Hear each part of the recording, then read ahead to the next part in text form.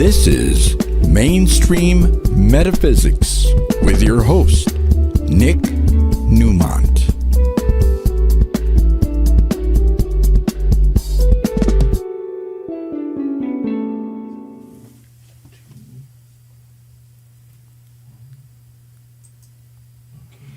And welcome to Mainstream Metaphysics. It is another Tuesday night in Southern California.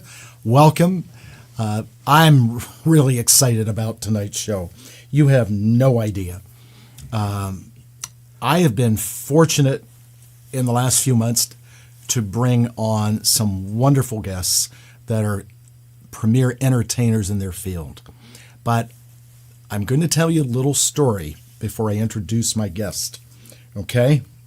So a few weeks ago, good friend Craig Shoemaker has started this group of conscious people and like-minded people, and the antidote is what it's called.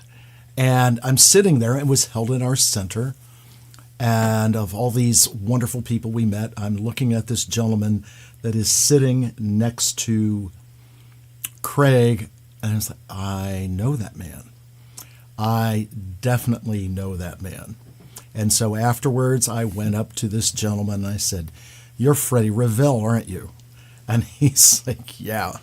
And I want to introduce right now, and I'll get into more of the story. I'm not going to leave him hanging here. Welcome, Freddie Ravel. Hi, Nick. Thank you so much for appearing on our show. Thank you for inviting me. It's great to be with you. It's great to be with you. I've got to tell you, so years ago, when I was still working in the retail and fashion industry, I had a friend that worked with me and said to me back then that, you've got to go see my friend Freddie play, and he's playing at Lavalley in Studio City. It's like, well, I was really into what they now call smooth jazz, right? And I said, yeah, okay. And this is around 1991, and I was just so taken with your music. Okay, it was so good. It was so good. And I've got to tell you, as I'm sitting here, and I dug through today in the garage, and look what I have. Wow! Oh my God, that's a hard thing to find. This is the CD, Wow. Midnight Passion, and you can go on. Believe it or not, there is some kind of used store on Amazon where there is one available, and by the end of tonight, you're going to become very familiar with Freddie and his music. But I am so proud to own this CD from back in 1991. Woo! Back then, Man, that's amazing. right? It's amazing. Wow. So, So tickled that you have kept it all these years. oh yeah. Well, I listen. You can go on YouTube and listen to the tracks now, and Yeah. I'll sit at my desk and listen to them. So, I love your music. Now, I want to tell you something. Back in those days in '91, I was going through divorce. I was going through a complete career change, a complete makeover, haul over, you name it. It was a very strange time, and listening to your music back then was sort of helped me in that process of going through those transitions. That's why that CD is so important to me. Wow. And then, of course, when you and I saw each other weeks ago Yeah. at the collective, I reminded you how you and I know each other through Daryl, and you said to me, ironically, that you hadn't talked to him in a while, and you had just talked to him recently. Yes, it's true. Daryl Tanakawa we went to college together. Right. And right. a beautiful guy, and we caught up with each other. That's really cool. Yeah. So it's really cool to, catch up with you, and there's a lot of things that, that are going on with you where music is intertwined in what you do and how you help people. We're going to get into all this. Now, huge compliment for you. So I have been listening to smooth jazz, as they call it now, since around 1980. And your music, your keyboard work, it, for me, is right there with, these are my favorites, Chick Corea, Bob James, Joe Sample. Wow. Okay? Honored. I love those guys. They're legends, you know. Oh, yeah. I mean, and then, of course, there's keyboard players of other genres that are magnificent. Oh, yeah. But in the smooth jazz, you know, you gentlemen, I hold near and dear in here in my musical library. Thank you. Awesome. So tell the people, like, really who you are and your background, and your career is amazing. Wow. Okay. Well, It's thrown a lot. man. First of all, I'm really honored to be here with you, Nick, and I love that you're doing this show. And I'm always, to me, it's a privilege. You know, every day that we are alive is a gift. Every day we can contribute to each other and co-elevate each other is what it's all about. So I like to begin everything with that idea that we're here ultimately to elevate each other. And I've always felt that music was one of the greatest tools to do that with. So I've been playing music since I was 7 years old. Nice. I started off on the accordion, you know. Yeah. Wow. I know, we didn't talk about this, but that was where I started. Playing, you know, polkas and Italian, you know, tarantella, you know, it sounds like...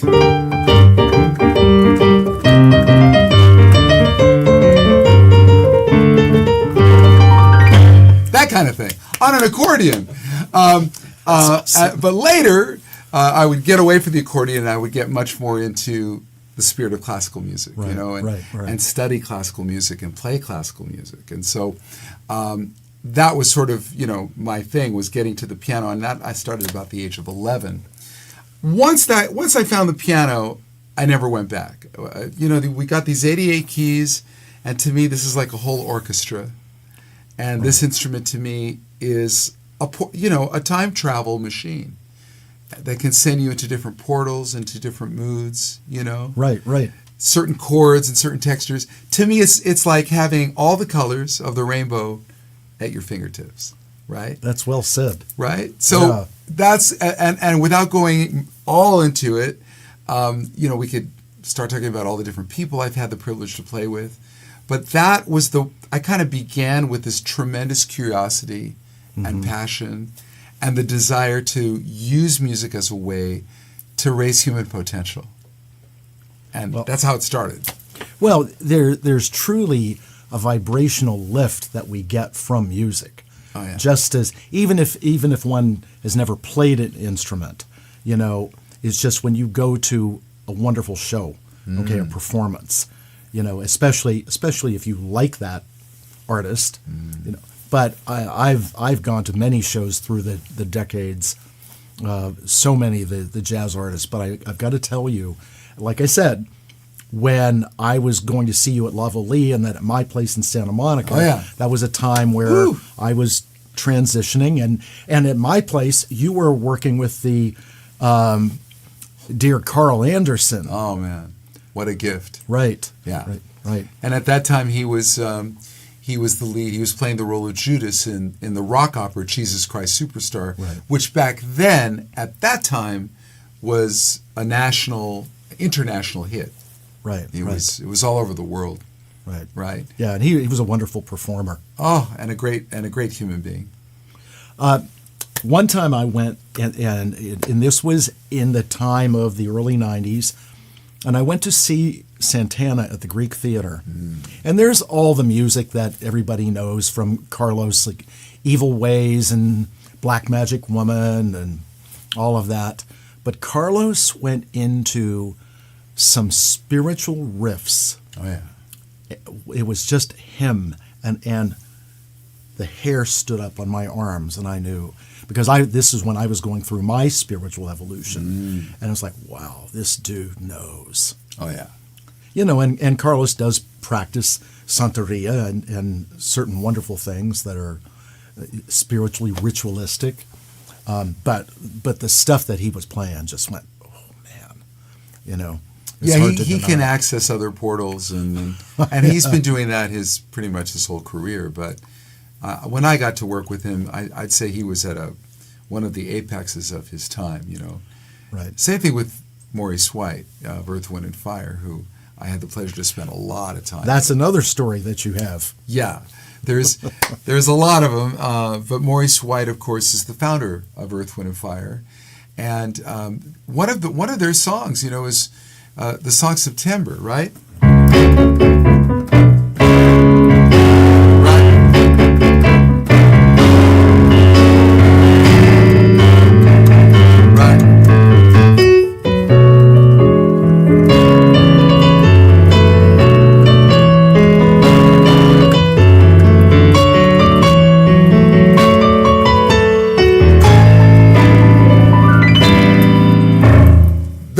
That particular tune, I think it's over 1 billion streams now.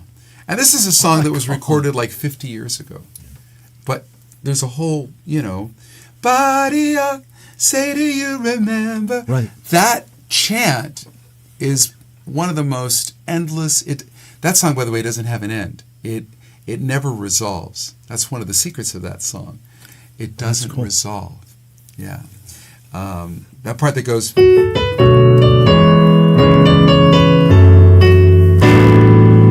This chord is a sus. Now, here's how it would sound if I resolved it. Well, that's it. Doesn't work. Right. But the sus. And it's one of the secrets of the success of that song is that it doesn't resolve. And the life lesson I like to take from a song like that is that life never actually resolves. We're always on a state of evolution, right? Right.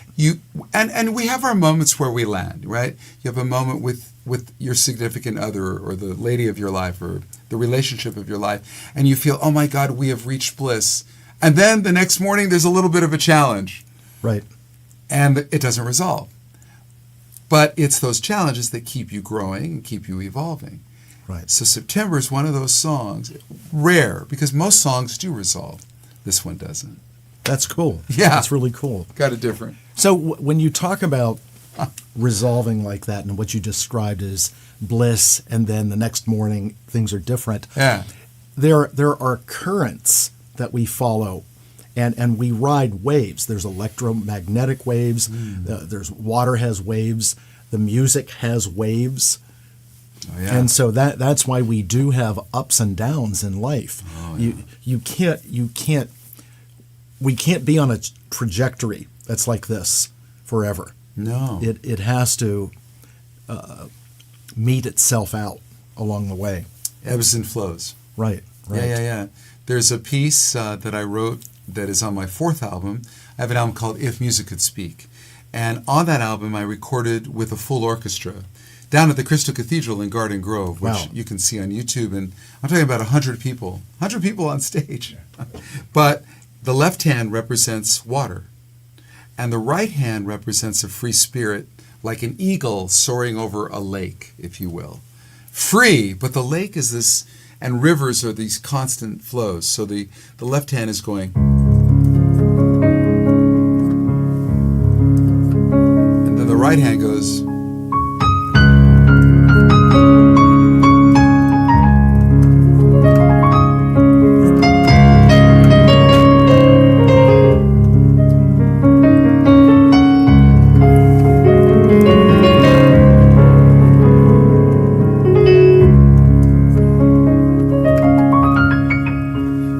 so the left hand is this constant flow, and the right hand is the part that soars and does a lot. Right. That's a very short version, but it takes off as you get to play it. But that's a point of where I like to illustrate those two worlds in music. Well, that's very beautifully put, because it's an interpretation that we as a listener don't always get that, or in the event that you're watching, maybe the artist does have a podcast and they explain it like that. I've just never heard it explained like that. Well, what's funny is everything we're doing right now has been completely unplanned. That's right. I just want everyone to know this is just happening in the real time, and I had no idea I was going to play any of these songs. But I'm just feeling your energy, Nick, and what you're sharing with me. We just reflect back to each other. Truly. And I just appreciate that openness that we're going with. No agenda is very powerful. For me, music. Yeah. Okay, I mean, I've had an amazing music collection, so many different genres. Yeah. I love music. I was, it may sound funny, I was a club DJ in the 70s in the discos. And club DJ, come on. Right? I'm already at the party. Oh, those were the days. Woo! When you talk about old school. Well, the dancers are coming in, right? Pretty soon, right? The girls are coming in. Well, you want to hear something funny? And I bet a lot of my viewing audience doesn't know this. Along with being a club DJ, I taught and I competed in disco dancing, the very formal stuff. I was a teacher and I competed. So you see what happens on these shows? The truth comes. Oh, the truth comes out, man. Well, when you're working with spirit, the truth is only going to come out. There you go. When did you release your first CD? The first CD I put out, I think, was in 1991. That was Midnight Passion. That was that one. That's the one that you have, and that was my debut album. And it was, the first record. There's a joke. You have your whole life to write your first record. You got about a year to do the second one. Yeah. Right. So the first record, you kind of put everything in the kitchen sink in, and I did. There's all kinds of. There's a broad range of music in that first album. Oh yes, and the vocalist that you had at the time. Yes, Anjani. She's great. Lovely young lady. Oh yeah. Yeah, it was. I'm telling you, I used to go to La Vallée and then other places and see you play back then. Yeah. So, speaking of seeing you play, we've announced this a couple times. So you will be playing on April 5th Saturday at the Grape in Ventura. And if you are watching this show, I want you to go. We're going. Audrey and I have already marked it off. All right. So, and if you'd like more, if people want more information about the show, they can always write me. But how would people get a hold of you if they want more information? Well, FreddieRavel.com will get you to the website, and there's a whole newsletter. And come out and say hi, and make sure you let me know that you discovered me through this beautiful man, through Nick. That's important to me. I think it's really important to know how the dots connect and how we reinforce each other and elevate each other. Right, absolutely. Yeah. And the things that you say, like when we saw you a few weeks ago at Vibrato, that you say some very beautiful things to the audience, and it's inspirational and uplifting. Thank you. Because you're welcome. Because in a crowd like that, where people are drinking, you never know what their attitudes or aptitudes are and why they're there, But the way you don't talk at the audience, you talk to and with the audience.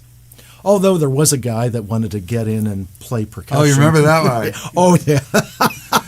Ding ding ding ding ding.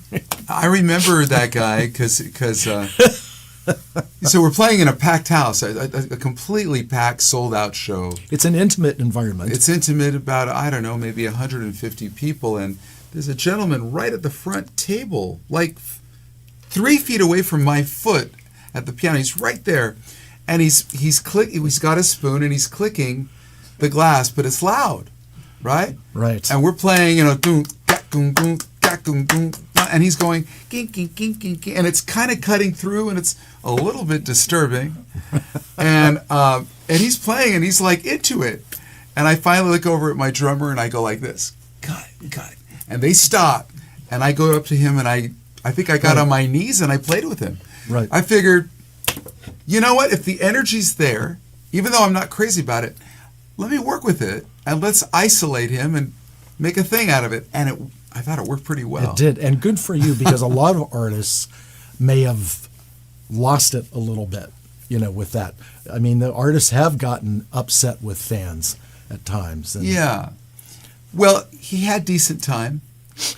He wasn't like completely off. So that was part of the reason I could work with it. He was right. He was okay. It was okay. It was all right. He wasn't amazing, but he could play. And as in the audience, I wasn't offended that he did that. I wasn't sitting there going, "Oh, come on, man." No, it wasn't like that at all. I think what's important, and I think the lesson that I try to I do my best. I have my days where it doesn't work, but for the most part, if you see the power of people, you see the talent in people, or you see that they're trying to reveal something positive, right? And if you have a way that you can either be quiet, silent, and hold the space for them to react, and kind of give them a little bit of acknowledgement, the world becomes a better place. Right, right. It just does. Well, yeah. I learned a saying a long time ago when I was probably around 20. Yeah. To get along, you got to go along. That's a good one. Yeah, I learned that Boy, from... can I borrow that? Please do. I didn't make it up. I like that one. It's good. Life's much easier that way. Yeah. Little favor. Would you play a little bit of something from Midnight Passion? From Midnight Passion? Yes. Wow. Sure. I mean, there's a song on that album. We're going back 36 years now. We're dating ourselves, Freddie. We're dating ourselves. There's a song called Inette's Forest. And you played that at Vibrato. I did. And Wonderful. It's very dreamy. It's a long-form song, but I'll give you a little bit of it, right? Right. It's a bossa nova, so it's... Dun, dun, dun, yeah, just a little... of... The taste is...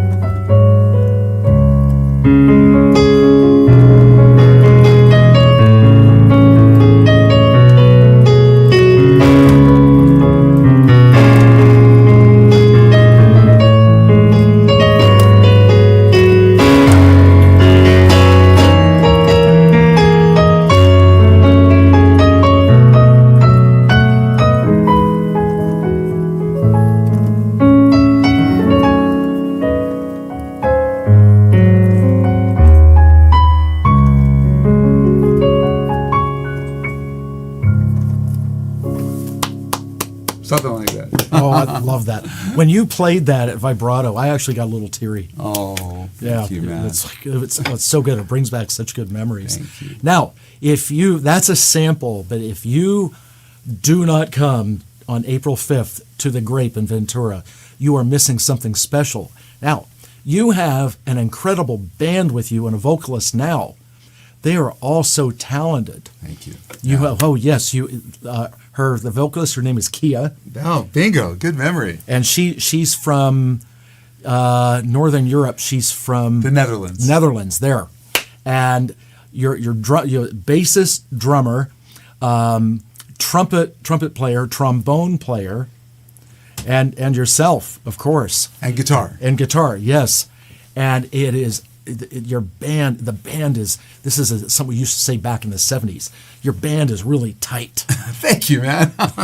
Man, tight. That's a tight band. We try to keep it tight. Try to keep it clean. And thank you. Yeah, I'm very blessed. Everybody in that band has either won or been nominated for a Grammy. I mean, everyone in that band is that. That's amazing. It's just kind of amazing that I get to play with people like that all the time, and I'm always grateful. And it's not just play in terms of making the music. You get to play. Yeah. That's so cool. Yeah, you don't work, you play. Yeah. Yeah, you know what, we one of the things we do in that band, I like to take things that most people perceive as very structured, like Mozart, the Mozart piece, the Turkish March. Now, everybody who plays piano, usually, if they're serious, they get into...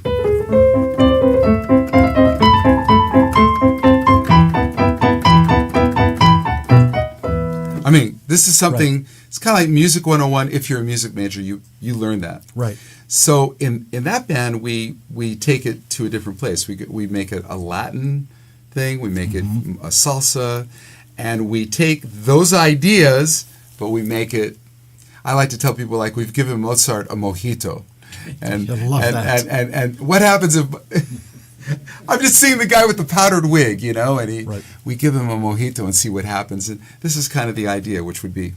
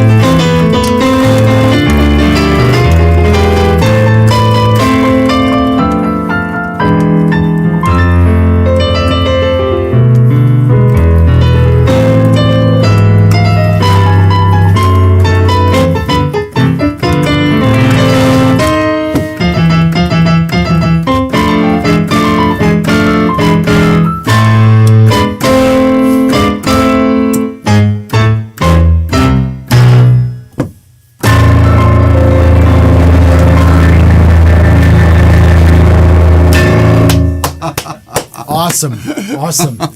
So when you played this piece vibrato, Audrey and I being parents of the youngest one is going to be 22. Okay. There were these videos for little kids called Baby Einstein. Oh, yeah. And that piece is one of the main pieces in Baby Einstein.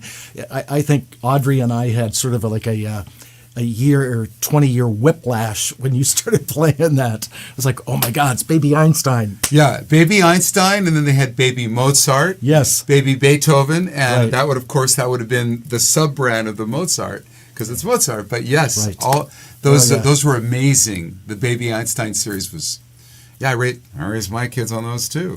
They're great. Yes. Yeah. They're great. Actually, when my kids were in the womb, but before they were born, we would play music on my wife's stomach, Right. And so that the kids would develop a taste for music before they were born. And have they? Oh yeah, they're hard. They don't really have a choice. It's everywhere in the house. I mean, but yeah, that music was critical to development, and I do believe you can. They say that the first of all the senses that are developed, the hearing is the first sense that is developed, right? Right. When a baby is in the womb, they can hear. Right. They're not really seeing. They're not really smelling yet. But they hear. But they're hearing. They hear. So music and vibration is something they can get. An embryo and the fetus can develop all those things, and that's... Certain cultures will, when the baby is in the womb, will sit and read like very advanced, like mathematical concepts and things like that out loud to develop the baby that way. Because there's a rhythm to the voice as you're reading. Right. So, very good point. It's not just music. Right. Or you could call it music. It's the music of the mother's voice or the father's voice or anybody exposing the pacing of rhythm through speech, right? Right, exactly. Yeah. Given how knowledgeable you are, okay, not just your ability to play, but do you ever teach music? You actually teach? I do, but I do it in a unique modality. I do a combination of storytelling, and I take this methodology that I developed in the mid-'90s. I was working with Deepak Chopra in 1994, 1995. We recorded a song on my second album called Slip in the Gap, which was about the space between thoughts. And I thought, it was very successful. We had a great time with it. But I thought, well, what about the space between the notes? When you play a piece of music, it's what happens from one note to another, right? That determines the emotion, If you have a song like Summertime, right? Now, if I just play, not a lot of emotion. Right. But if I play, now these are the same notes, but with a different feel. This is the space between the notes being changed.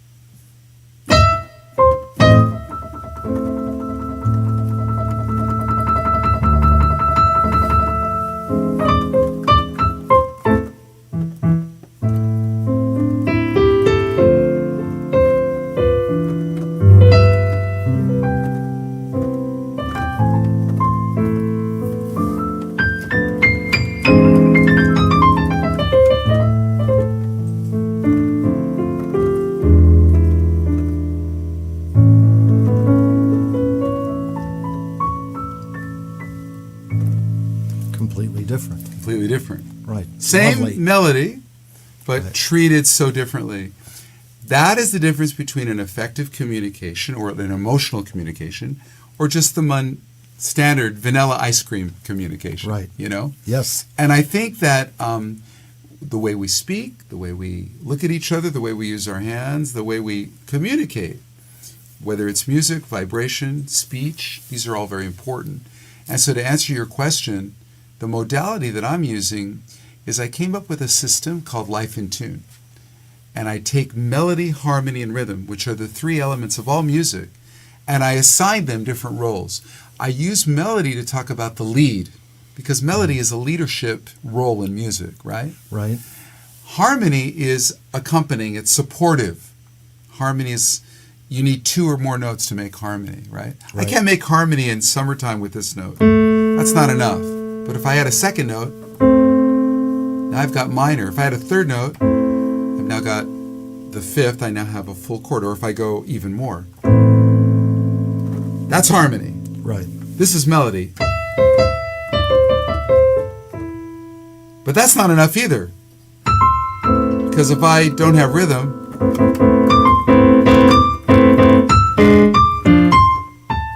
there's no rhythm. But if I play it with rhythm, everything lands in the right place.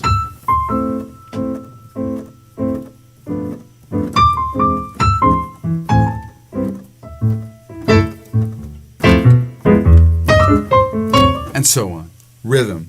So you got to have rhythm as the framing and the timing of everything in life. Right. Not just the piano, not just George Gershwin's Summertime, but everything. Timing is everything. Timing is everything. Duke Ellington used to say, "It don't mean a thing if it ain't got that swing." That's it. Right. And the whole song is about the consequences of if you're not swinging. Right. And it's a drag, right?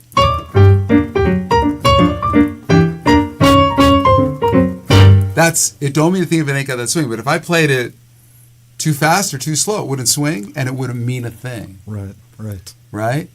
And Duke Ellington was speaking to how important it is to play with the right space between the notes. But I would like to say that it's just as important when you go shopping and you're waiting in line at Trader Joe's, and you're talking to the cashier and you speak to her with gentleness and she counts the change and you're deliberate about the way you pay and you show care in the interaction, even if it's only for 2 seconds. People will not forget that. You will make a difference in life if you think about the melody, harmony, and rhythm that you do every day through the way you lead melody, the team, the people that you work with, like you and I are harmonizing right now, right? And then rhythm, honoring the tempo and the time, because we all live in a finite amount of time. We're only here for a certain amount of time. Time is the only thing in music. It's non-negotiable. We can't negotiate with time. Right. It's going to be 10 seconds later from now. In 10 seconds. You sparked a memory that in the movie The Great Escape. Ooh. Okay, with a lot of famous actors. Okay, Charles Bronson, Steve McQueen, and James Garner. And so when they were going to start to dig the tunnels, they developed a rhythm, and they all had to learn. And once they started to dig into the cement, it was all bam, and they were all on the same note. It was so cool how they did that. And they would clank, and they would dig inside the barracks, but at the same time, they would hit something outside that made a lot of noise so that they couldn't hear what was going on inside. Oh. But you talk about rhythm. I know it's a movie, that wasn't real, but... No, the concept is right.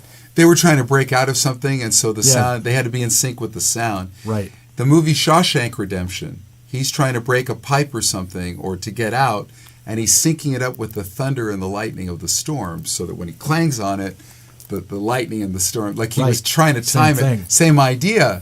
So he was being in rhythm with nature. Absolutely. Right? Right. So, same idea. Freddie, a question that I haven't got into with you yet.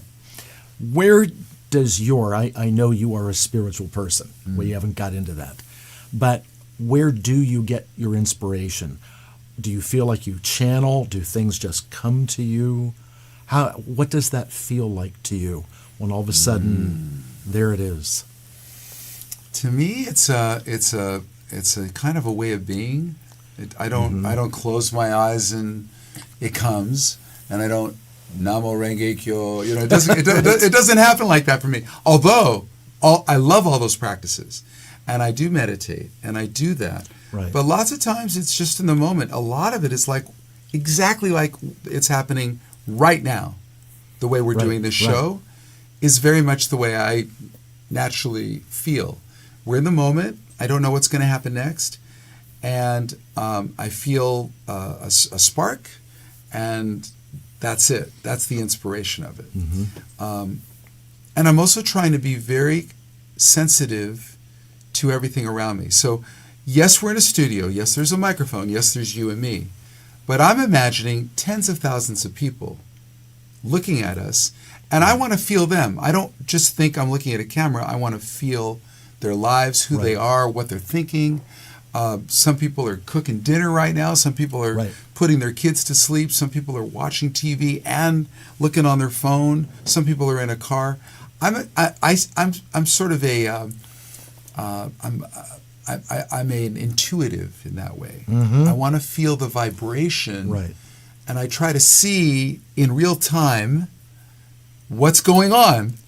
And I kind of do that without thinking about it, but I can think about it and see it very quickly. And I see all kinds of people from all parts of the world with us right now, and I feel them, and that will dictate where these fingers will go. I don't come with a preconceived agenda of it. And that's how I choose to do this show, is with everybody. Wow. There's just, I know what I need to know about them, and I'll think about questions, but I don't have anything written down. It's just, we just let it flow. Ah, beautiful.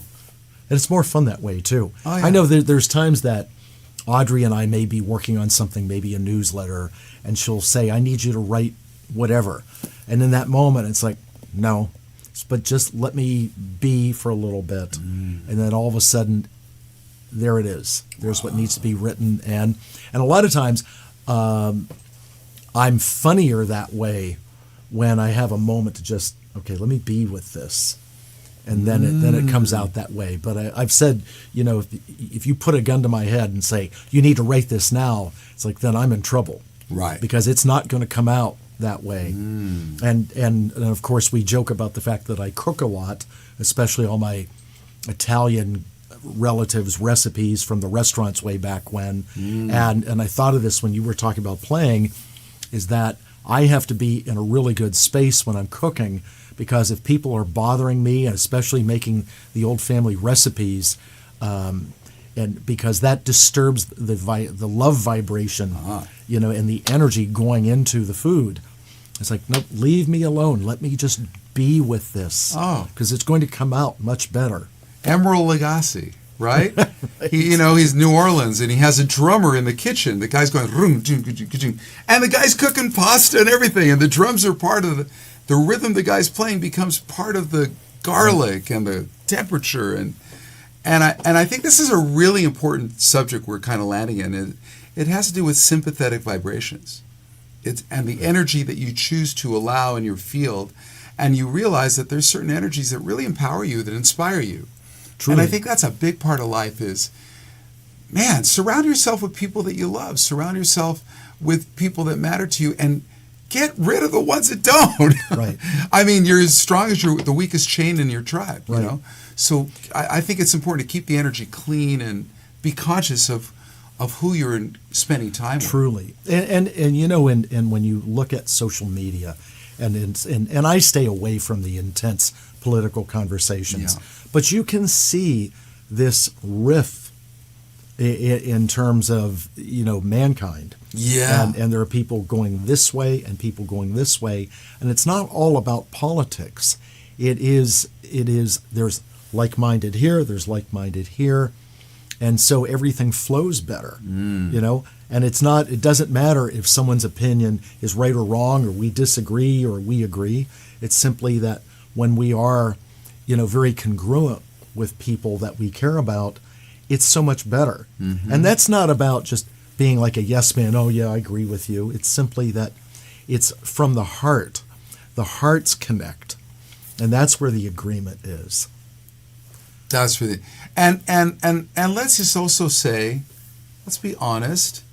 There's a lot of things where people have completely different opinions. Absolutely. And I like to tell people, even if I don't, I live in a world of great neutrality, because music to me is like Switzerland. Right. It's neutral.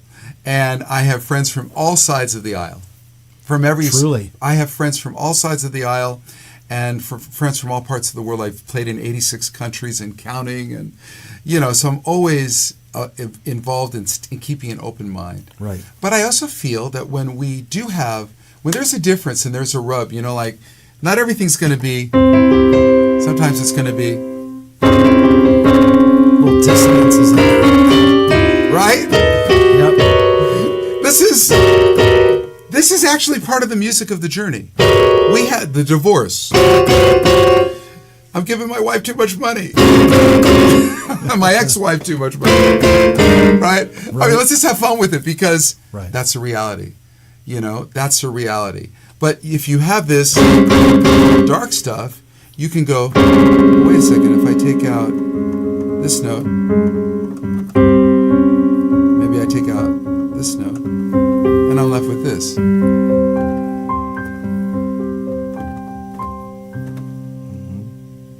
There were just a couple of sour notes in there. I removed them, and there we are. It's an attitude in the way you choose to listen to it and face your fears, Exactly.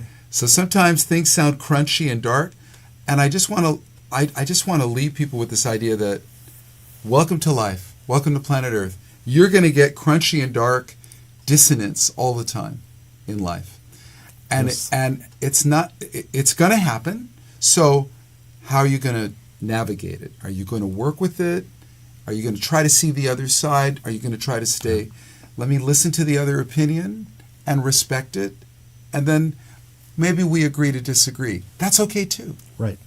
So I think it's important, especially in a show like this, where you're talking about getting to your higher self.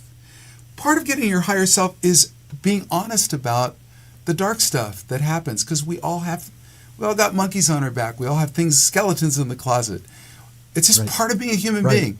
But thank God we do, because it's those challenges, right, that allow us to be the best versions of ourselves. Truly. If we don't have it, we never get sandpaper to file us down and make us better, right? Right, and it's like in sports and in life. It's not winning and losing, it's winning and learning. Boom. Woo! I got to borrow that one too. Be my guest. You are my guest. Oh, who's kidding who? That I want to ask you, of course, between the notes, you actually go out to like big companies and corporations and tell them about that. That's really fascinating. It is such a privilege. You're really a motivational speaker. I am. I've been doing it for over 20 years now. It's called Life in Tune. And I go out and I speak. There's always a piano on stage. Got to have a piano. I don't leave home without this thing, But I always go out to most recently I was in Dubai. I spoke to 5,000 people. The organization was the $1 Million Roundtable, which is financial professionals and people in insurance as well. And I performed and I talked about melody is the lead, harmony is collaboration, and rhythm is time management, and that it all works because we choose to be good listeners or not. And if we're not good listeners, it doesn't work. So a lot of this is about music as a superpower, because it's one of the few things all human beings listen to. Mm-hmm. Nick, we speak at about 150 words a minute, the average human being. But our minds move at around 600 to 1,000 words a minute. So when you say something to somebody, typically their minds are thinking 4 to 6 times faster than what you just said. Mm-hmm. And they're usually thinking about something completely different, right? Yeah, that's right. All you listeners out there, you can relate, right? You're thinking about something else. And you miss about 50% of what gets spoken on planet Earth is forgotten within the first minute. People are missing details. Mm-hmm. And it's costing the U.S. economy like $600 billion a year, losing details. So I get brought in by corporations to empower how to be more present and how to listen, because music requires that. And all the different people I worked with, like Carlos Santana and Madonna and Prince and Earth, Wind and Fire, all those, and I just played with Jeff Skunk Baxter. We were talking about Skunk from the Doobie Brothers and Steely Dan. None of those people, I would be fired in like a New York Minute if I was not listening deeply to everything they played. If you're playing music at that level, you have to be completely 100% laser focused on who you're working with. But I feel you can take that same attitude, and like I'm with you, Nick, there's no one in the world right now that I'm more with, that I want to be with, than you. This is our time. Right. This is my priority, and I'm honored to be here. So I feel that every minute we're live, wherever you look is where you go. And when you're there, be present. Be present with people. And it doesn't matter what it is. I don't care if it's your gardener or if it's a baby or an elder. Give of yourself all the way. Then you won't, at the end of the day, you won't regret, God, why wasn't I listening to that person? Or how did I miss that? You won't be regretting. Mm-hmm. You don't want to live a life with remorse. You want to know that every day, every minute, you did your best to be engaged, right? Right. Exactly. Yeah. And that's what I teach with Life in Tune. I just happen to do it with a piano, and I do it for corporations, Fortune 500 companies. And we do these keynote, we call it a keynote concert. It's a keynote and a concert, kind of like a TED Talk and a speech, but it's customized. So I've done this for people like Google, Apple, NASA, Thomson Reuters, Ernst & Young, big hospitals, Blue Cross Blue Shield, tech sectors, hospitality, all kinds of that's fabulous areas of life that and to me it's such a privilege to work with executives and work with workers. And they can't believe that something as beautiful as music can be used as a superpower for the way they listen and communicate. Surely. And that's what it's all about. And do they get back to you afterwards and report back as to how they've improved or things got better? What is some of the feedback that you get post-conference?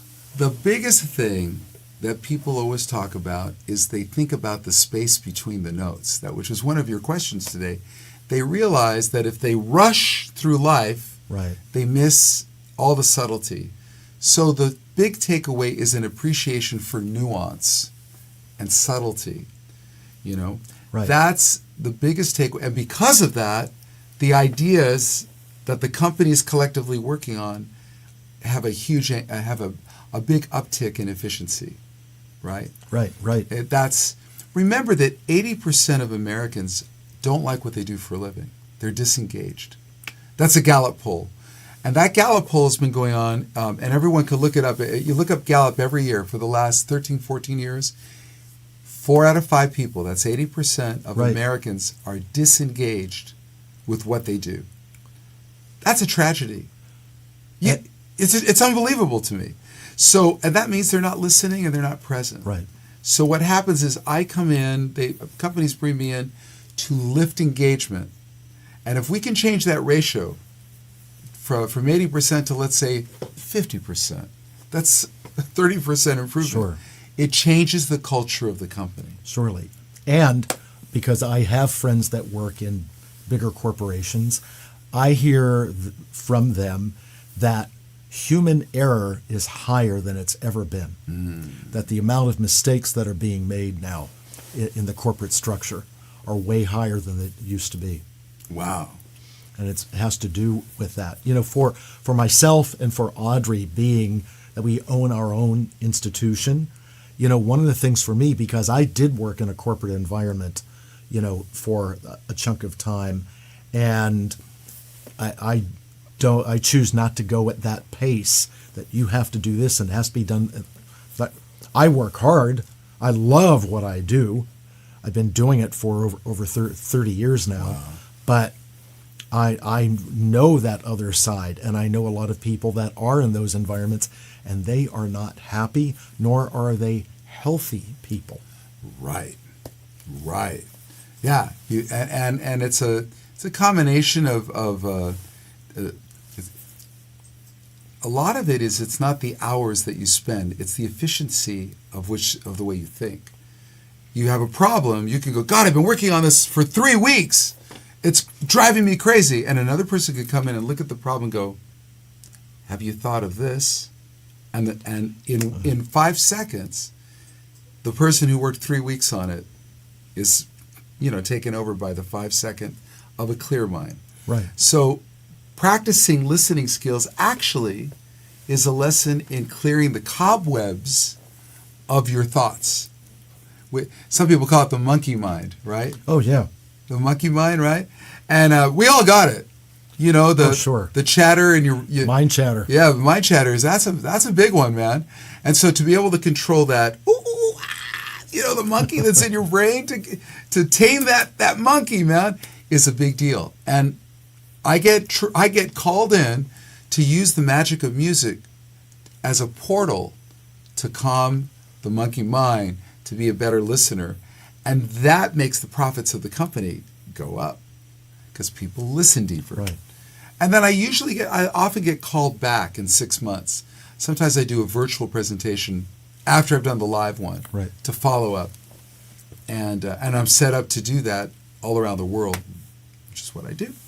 As time goes on, they're in a lot of different environments, they're allowing for music to be played more now. Because didn't they say music soothes the savage beast? Oh, yeah, it sure does. So, like when I coach, high school girls softball, and they ask, can we play music during pregame warm-up or practice? Yeah, play music. Yeah. But you have to pick the right music, and it has to be the right tempo and the right feel. You have to be thoughtful about that. You were a DJ, so you know. You have to play the right melody, harmony, and rhythm to be the backdrop, right? And that's a whole skill in of its own. Yeah, and there are times out of my mouth will be, change that. Right. Change it. I mean, if we were in a different format where your listeners and the people viewing this could call in and say something, I would love to be able to co-create with that audience, with all of you out there, to be able to have them say, hey, what is this feeling that I'm having a certain sentiment about my granddaughter, right? And this is how I feel about her. I go, okay, let's give her this note. Then we have another caller, and they say, I have a feeling about this raise that I'm going to get, but something's not right about my job. Okay, let's put that in there. To me, it's like making a stew of emotions.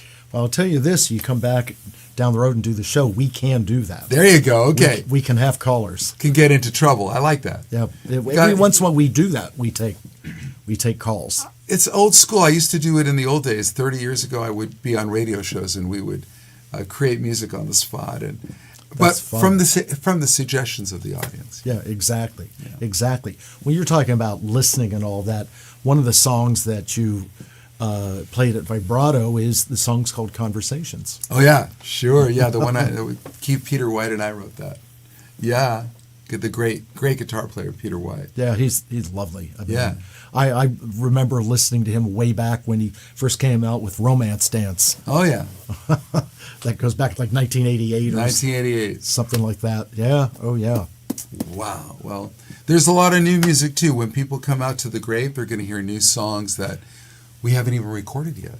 We're going to play several songs that are about to get recorded. So people who come out will hear a preview of what's happening. Yeah, and I was going to ask you if you have a new release coming out, a new CD or new singles. New singles. We have actually, I've recorded something with a flamenco guitar player from Spain. And the project's called Cali España because I'm Californian and he's from Spain. So it's called Cali España. That's cool. And his name is Jose Antonio Rodriguez. And he's a total mind-blowing flamenco guitar player. And we recorded a purely acoustic duet, just piano and guitar. Wow. That's coming. And then a piece that you heard, a brand new piece called Blue Whispers. We're going to get that out there very soon, too. That Kia's singing, and I'll be singing with her. Yes, and you do sing too. Yeah, of course. Muy importante. Yeah, well, that's an instrument, musical instrument. The melody. Got to have the melody. We have a couple minutes left. Let's remind everyone that you will be live at the Grape in Ventura, California on April the 5th. April 5th, Saturday, 8 p.m. People should get there about 7 at the latest. And actually, people need to call the grape soon because the show sells out. Okay. Well, I think when I get home, I'm going to call the grape. Oh, the grape, lock it in. I know Audrey's watching. And for those of you that don't know the grape in Ventura, it's really drinks, but there is a lovely Mexican restaurant next door that you can eat before, and you can take a snack that will allow you to take a snack into the grape. It's only in Ventura. I think it's so special that they do that. I can't imagine it in LA, but God, I love that they do that. I think the area is very down to earth, earthy. It's earthy energy out there. Right. Yeah, definitely. We've got like another minute to go or so. Do you want to give us maybe another minute of music or so before we sign off? Whatever. Sure. I'll tell you what comes to. Why don't you tell me 2 emotions that come to mind? Right now, laughter. Laughter. And laughter and joy. Laughter and joy. Laughter and joy. Okay, laughter and joy. Laughter.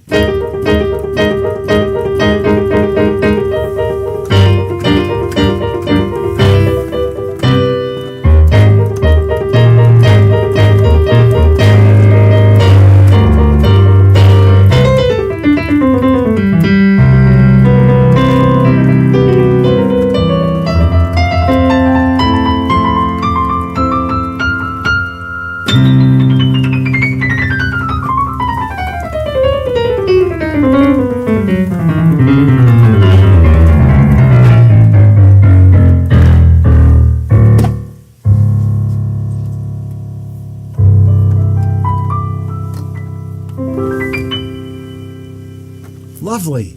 Thank you. That's so cool. Something like that. That's fun. Don't ask me to do it again, because I won't know what I did. No, it's like I channel. That's right. what you're doing. That's so cool. I look forward to seeing you in April. I hope you have a lot of fun in Brazil on all areas of your life. Thank you. Thank you. Definitely. And remember, I said, send me all your birth info. Let me do your chart for you. Okay. A view into Freddie Ravel. Oh, my God. Nick, you're the master. You're going to be able to tell me things I don't even know. Jeez. Sometimes people say that. Yeah. How did you know that? Right. I don't know. I just make this stuff up. Like you just did. Like I just did. Yeah. Exactly. I want to thank you from the bottom of my heart for coming on. This means so much to me.